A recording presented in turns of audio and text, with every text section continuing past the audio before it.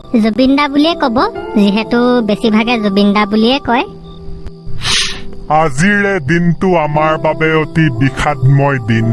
অসমবাসীৰ হৃদয়ৰ প্ৰিয় সন্তান আমাৰ জুবিন দা আজি আমাৰ মাজত নাই বুলি ভাবিলে অশ্ৰু সংবৰণ কৰিব নোৱাৰো। জুবিন দা কেৱল এজন গায়ক নহয়, তেওঁ আছিল আমাৰ আশা, আমাৰ অনুপ্ৰেৰণা, অসমীয়া সংস্কৃতিৰ জীয়াই থকা এটা অমূল্য দৰ্শন। তেওঁৰ কণ্ঠত শুনা প্ৰতিটো গান আমাৰ শৈশৱ, যৌৱন আৰু জীৱনৰ প্ৰতিটো অধ্যায়ত সুৰ তুলিছিল। আজিৰ পৰা তেওঁ শাৰীৰিকভাৱে আমাৰ মাজত নাথাকিলেও তেওঁৰ গান আমাৰ হৃদয়ত চিৰকাল বাজি থাকিব। তেওঁৰ সুৰে অসমীয়া সংগীতক বিশ্ব মানচিত্ৰত উজ্জ্বল কৰিছিল।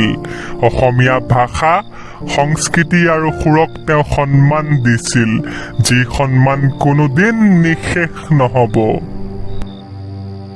আজি আমি আমাৰ সমূহ গাঁওবাসী পক্ষৰ পৰা আপোনাক একেলগে শেষবাৰৰ বাবে বিদায় জনাইছো। জুবিন দা, আপোনাৰ স্মৃতি, আপোনাৰ কণ্ঠ আৰু আপোনাৰ মৰম চিৰদিন আমাৰ হৃদয়ত জীয়াই থাকিব।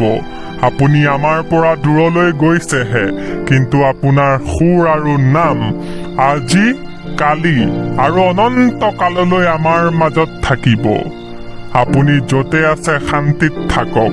সকলোৰে ফালৰ পৰা আপোনাক হৃদয়ৰ গভীৰতম শ্ৰদ্ধাঞ্জলি।